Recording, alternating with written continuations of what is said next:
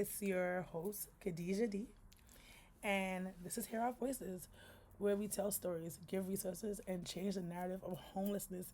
Thank you guys for coming back to Hear Our Voices. This week we have the part two. I call it education. Wherever the person who edits this title it, it's a part two to that. And I can't wait till you hear the next part of this podcast. It was honestly a nice podcast. It was our first one that I ever done, or my first one I've ever done in person. So I'm excited for to the changes we're gonna see in the podcasting on this channel. We're trying to upgrade a little bit of things. So yes, but if you want to be a part of the podcast, if you can't come in person, I understand. We can still do it over Zoom. I'll just still have my regular setup. But if you want to come on set, it'll be great.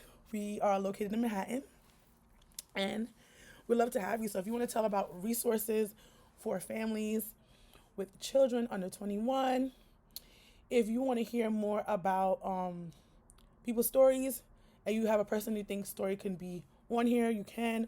We're going to get into video soon, but if you don't want to show your face or give your name, that's fine. Everybody's different.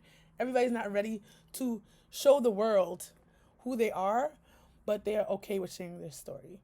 So if you have any information, or if you want to talk to me, if you want to learn about some resources, definitely go on our social media page and contact with me at all times.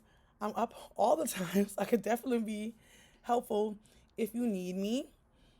And everything will be in the link tree down below. So, and also, if you need to email us, it'll be in the description. So, thank you for being here. Thank you for being amazing. And Care we think would absolutely for sure help with a whole lot. A lot of these things just intersect with each other. Mm-hmm. Like, example, they don't want people to be on cash assistance, but yet they won't make them get a proper education to get a proper job to get off of that program. Exactly. And if the child doesn't get the proper universal childcare from when they're younger, it's going to set them up for, I'm not saying failure, but in kindergarten, but you're not going to be up to par of people who are not. Like my daughter, I had her in daycare, which honestly, I need a break. She's 4 months old. So by 1, she knows her colors. She knows her numbers. Mm-hmm. She knows all these stuff. By the time Corona happened, so I think that kind of broke up a little bit how she was in. She went to daycare. She went to a private school for a little bit. Then Corona happened. And I still had her, even though I feel like I'm not the person with a lot of patience. I tried to do a little bit of book work with her while Corona's happening, even though she was only, I want to say 4 years old. Her birthday's in August. And like I said before, she was in school the whole time. So by the time she got to kindergarten, she knew how to write her name. She knew how to spell her name. And you could tell the difference in the kids who did not do that stuff compared to her. I had her in the school. I'm not going to say the charter school name initially. And she was in class and it was going over numbers and colors. And I'm like, okay, this is kindergarten. Maybe the first week, make it give them time. Right. When I heard the other kids' responses, I was like, my child don't belong in this class. Mm-hmm. Because why are you learning colors and numbers? I know we had a whole pandemic, but YouTube is there for people. I'm like, I was so confused. I'm like, why you can't write your name? Why? And I'm not blaming this on the kids. I'm blaming kind of on the parents. I'm not gonna lie to you, but also if they had resources to do these things for some people, it wouldn't be as bad. Because honestly, not all us parents are meant to be teachers. That's why I didn't go to school for teaching. I went to school for theater arts. That's what I could talk to you, as you can see, to death. Mm-hmm. But teaching a person, that's a different kettle of fish. I'm not into. So you could tell when kids are not in daycare, granted a good daycare, not just a daycare babysitting your kid, a daycare actually teaching them skills they would know how to do properly, like letters and the basic stuff. And you could tell the difference compared to my daughter's private school teachings compared to the kids who wasn't in school at all. And I was like, can she be in a different class? I said, no, I had to be in the same class because based on age. And I'm like, okay, if that's the case, I'm taking her out. I'm not going to wait there because all the kids had to wait till they get to her level. And she was the only kid in the class who was like that. It was like probably 3 or 4 other kids. But it was a class of 20, 25 kids. And if those kids have to wait for the other kids to catch up, that's not fair to her. Right. So I put her to a different school. And when she got to the school, they put everybody in different sections of what level you're actually on. So even though she was in the same grade, she was in they had, I think, 3 levels, and she was in the highest level because she knew how to do the basic stuff already. And they got the other kids in a different Zoom group to catch up to those kids eventually, but she didn't have to be put back. Like when she was in kindergarten, she was doing first grade reading because she was at that level by that time. And other kids who weren't, they put her in kindergarten, on the kindergarten level. So I feel like children need to be in these programs. As I know some people, I'm also a helicopter mom, and I know it's hard to make, especially a child who doesn't speak because they're babies, come out of your care. It's either going to teach them at home or you have to send them somewhere to get taught properly to make sure they can catch up to everybody else. You don't want your child to be so behind that they always behind every grade when they get like, I don't think that's good. So I definitely agree with having universal childcare. And also it gives parents like myself time to breathe, time to do other things, time to get up, catch up on housework, go to school, go to work and do other things. You love your children, but sometimes it can be overwhelming. And I think there's also a way to kind of help with mental health, like to self-care. That's what I'm looking for.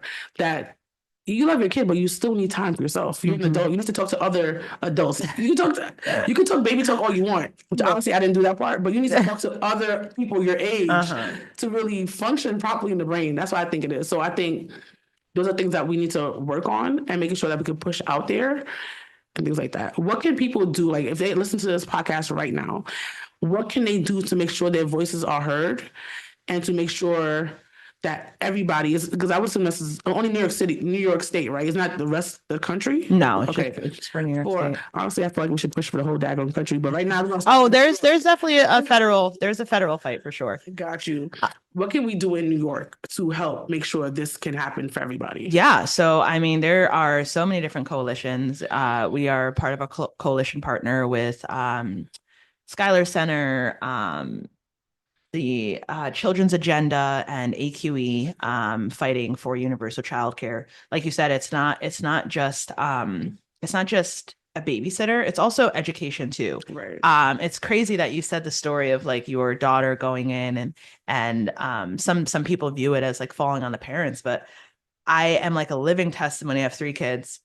My two oldest they had the privilege of going to daycare because it was free for me at that point. The amount of money that we made was, I think we made that year $8,000 combined for the entire year between myself and my husband.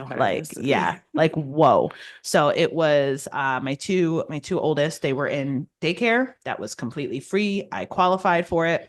And then they also had the opportunity to go into Head Start, pre-K. Good program. Everything was great. I've never had any issues. Right. Now, fast forward to my daughter, who is 5.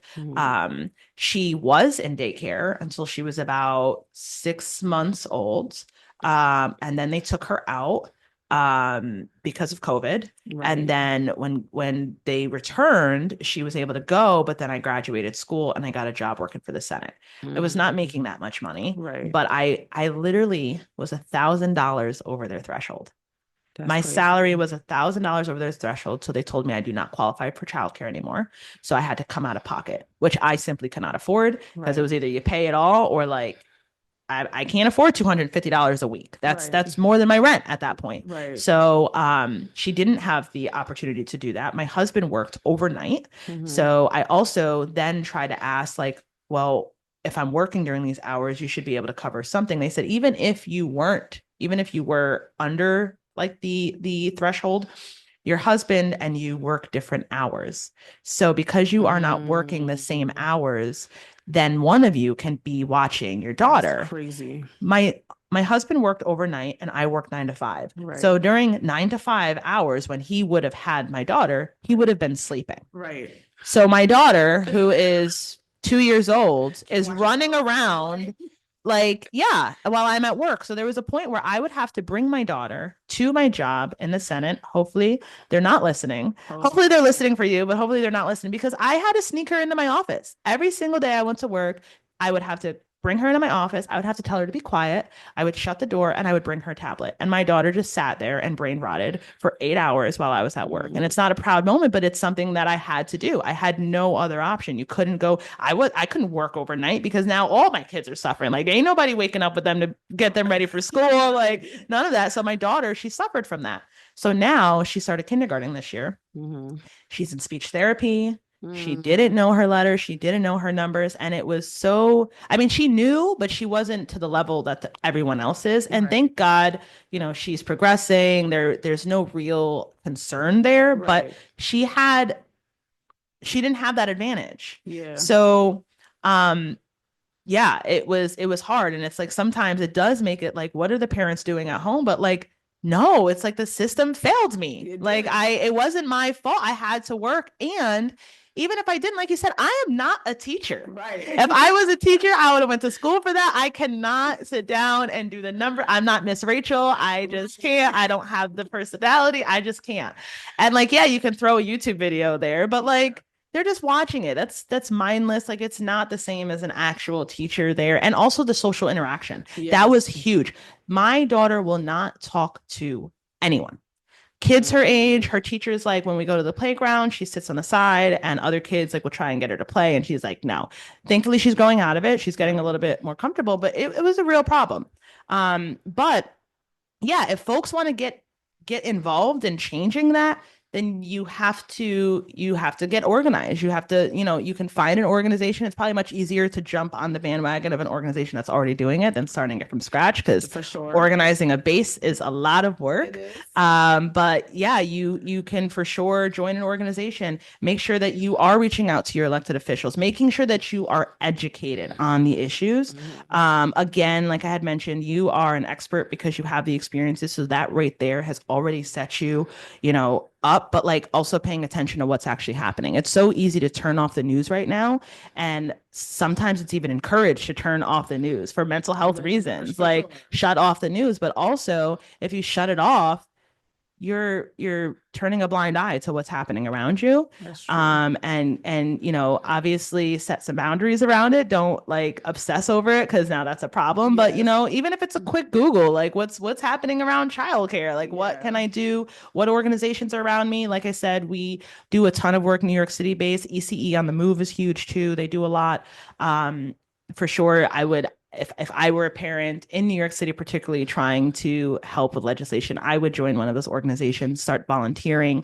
Actually, we're doing a phone bank tomorrow. Ooh. If folks want to join us tomorrow, we have phone banking. And also, if you don't know where to start from there, you are getting into it, hit me up and join the Early Ed Warriors program, because we teach you how to become an advocate, and we also keep you aware and educated on all of these issues. See, this podcast not coming out until like 2 weeks. Oh, well, guys, I'll see you guys.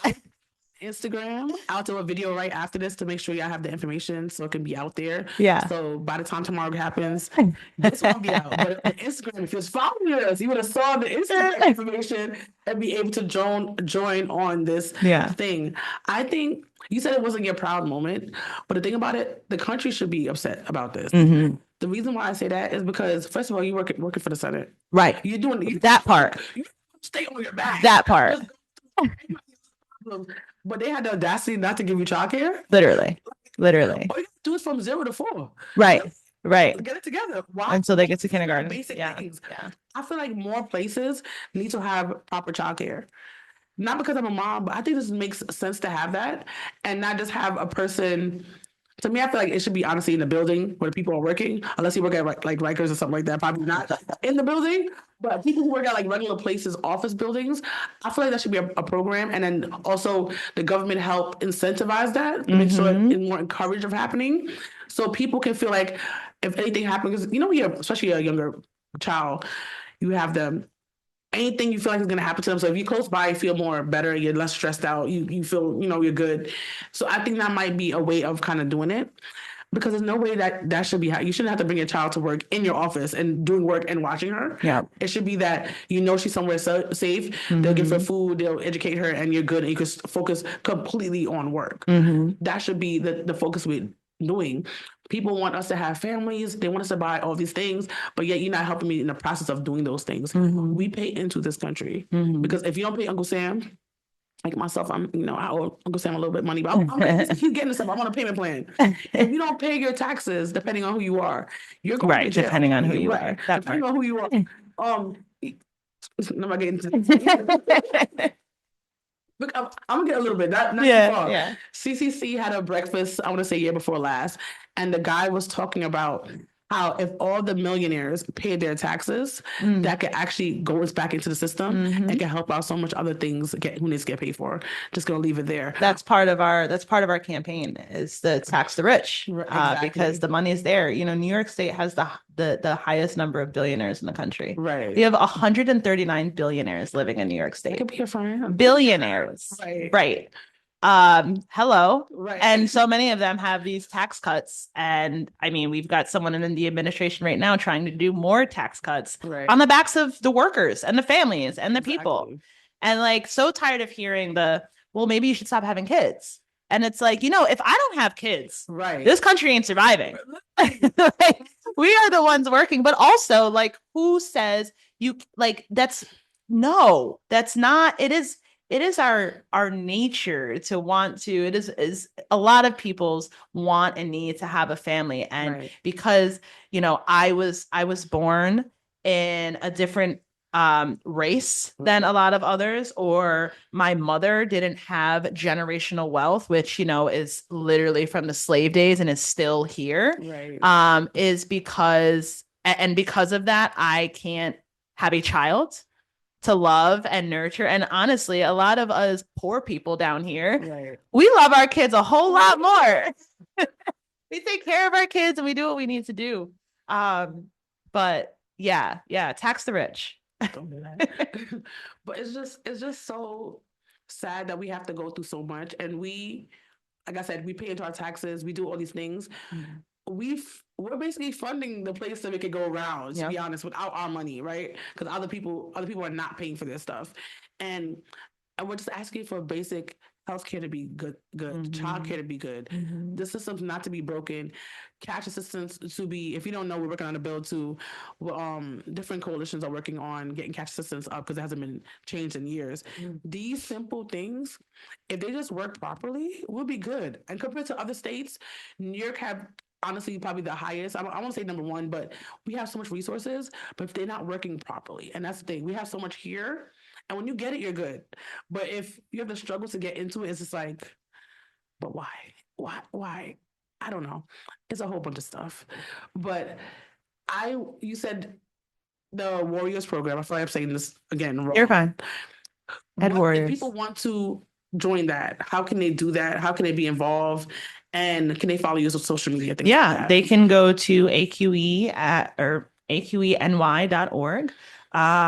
They can also email me at Kayla@aqeny.org. And our next cohort, so right now we are in our current cohort, it ends in June. And then applications for the next cohort will be in July. But they can get involved outside of the Ed Warriors as well. They can get involved. They can join us again during like different phone bank actions. They can join us in Albany when we do lobby days. They can help. They can just sign up for our listserv. They can sign up for our email list, and then they'll get emails on like, hey, we need you to just sign this so we can send it to Governor Hochul. And then you'll just a button click and you can sign a petition. There's so many different ways of getting involved, and also just spreading the word as well. Definitely spreading the word is key. I have a question. Can a person out of state, if they wanted to help, can they still sign this petition, or they have to live in New York City to sign certain things? I'm pretty sure that they can still sign the petition, but it does ask you for your address. So I don't know if it would hold much weight. But there are federal, if we're talking specifically around, childcare, or early childhood education, Moms Rising is a great organization. It's one of our partners, and they do early childhood and universal childcare nationwide, so around the country. Okay. And just one of the other things, just to clarify too, is you were talking about the facilities and like, they should have a facility in all of these employment centers and all of that. One of the biggest problems right now is that it shouldn't fall on, like, the government shouldn't just incentivize this. The government should pay for this. That's true. And part of the problem right now, one of the biggest problems, is that most childcare providers make less than minimum wage. It's true. So they make on average around $10 an hour. That is, and imagine living in New York City making $10 an hour. That is nothing. It's barely something upstate, but it's definitely nothing down in the city. Right. So making that amount, and now no one wants to be a childcare provider because no one can afford to work for $10 an hour. Exactly. So now you're short staffed. So now because you're short staffed, you can't take on by law a certain amount of kids. You can only have a small amount of kids. So then you also have the problem with now you have to close down because you can't afford to even be open. So it's like, yeah, these childcare providers would love to pop up in all these different places, but they can't because they're not getting paid, and the government should subsidize that. So something that we're doing right now, one of the key things we're working on specifically this legislation is we're asking for it to be put in the executive budget, the New York State budget, which comes out April 1st, we are campaigning for there to be a worker compensation fund, permanent workers' compensation fund to incentivize workers to be able to work and get paid the right amount of money. We would ideally like to see childcare providers be paid equally to school teachers because they do the same thing. Exactly. Sometimes it's even harder, right? Because you're a whole baby, right? Literally, yeah. Getting peed on, getting seized on. Exactly. And I say that because I used to do daycare, and I've got sick many a time because a child sneezed in my mouth. I know that sounds weird, but they don't care when they're sneezing. They just sneeze and they're not saying sorry.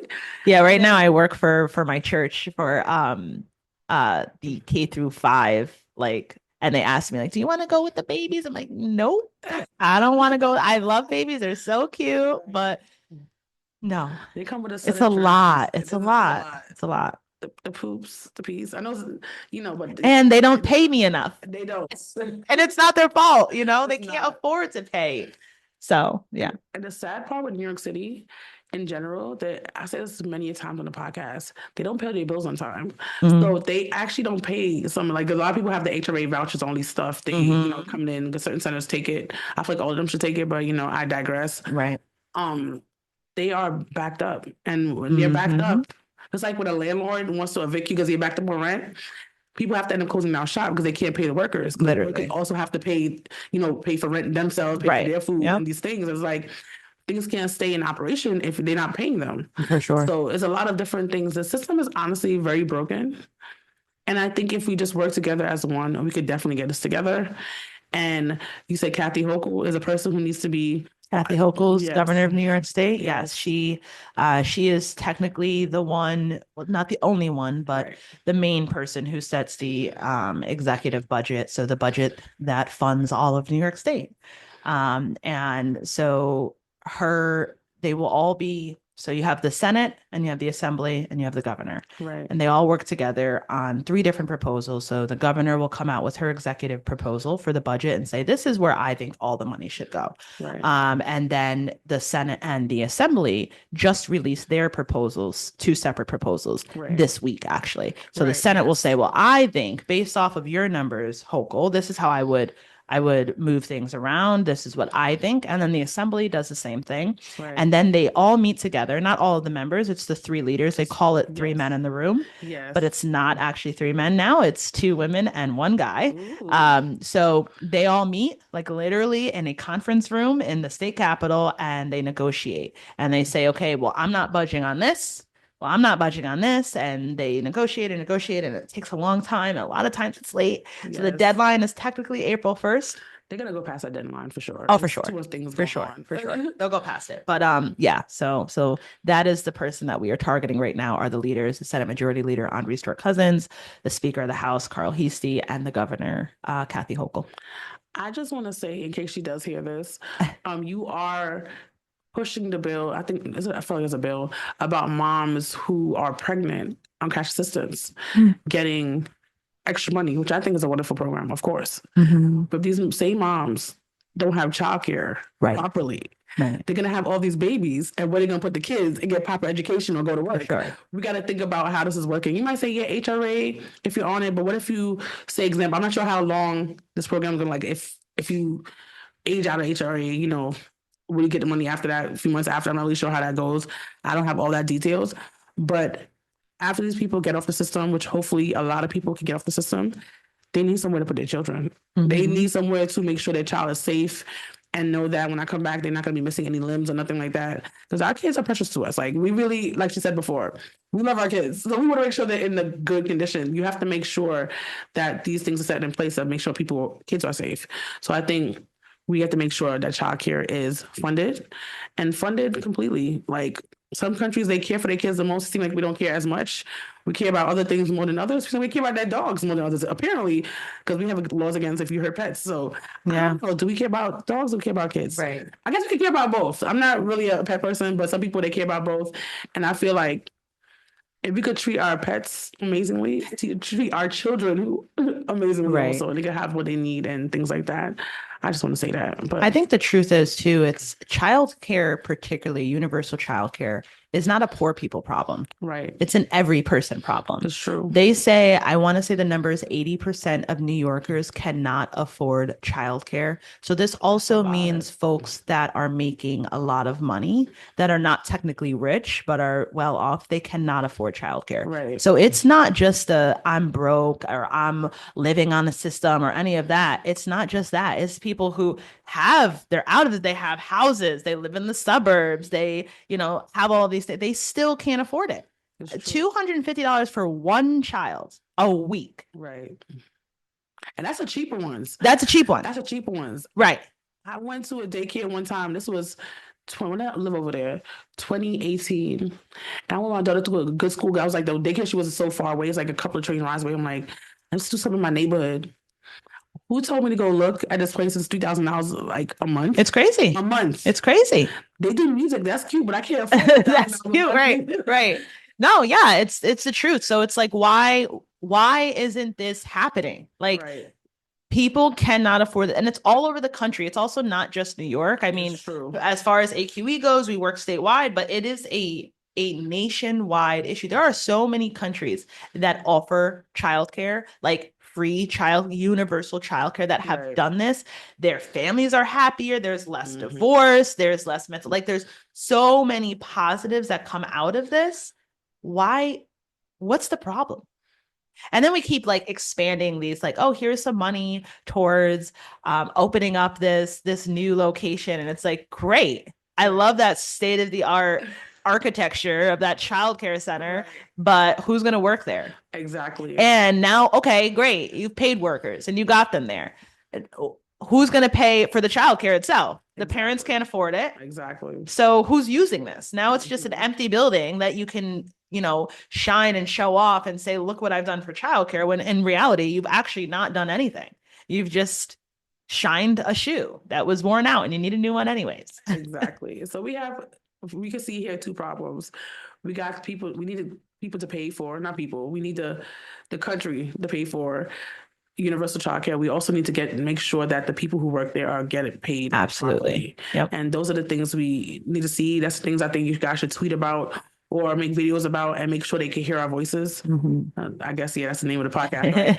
To make sure they can hear your voice about what's happening, because this hurts a lot of people. When you add up how much families and people in general this can help, it's a lot of people. And like you said before, it's not only New York City. Right now, it's focused on New York City.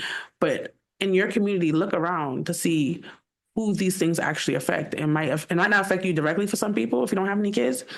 It might affect your cousin. It might affect your neighbor. And you like to hang out with Shirley down the block, but Shirley can't get a daycare, of course, like to help them. Shirley gonna be stressed out and can't hang out with you anymore.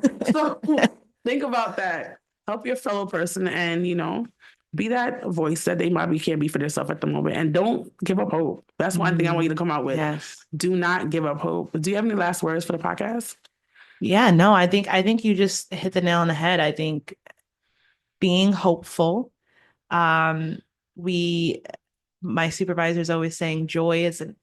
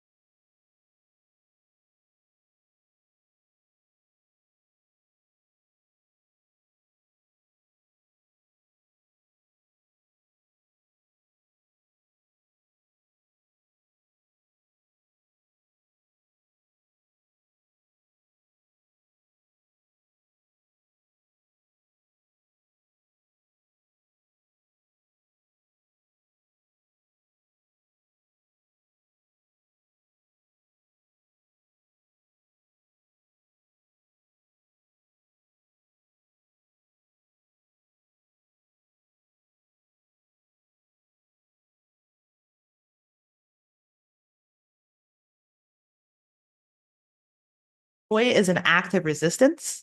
So finding things to be joyful about and having that hope, but not just having that hope. This isn't about toxic positivity. It's not about like, oh, just be happy, even though like your house is burning down behind you. Like, no, Right. be happy that you have a water hose to actually put out the fire. Right. Like being hopeful that there are things for you to be able to do, and acting on that is super important.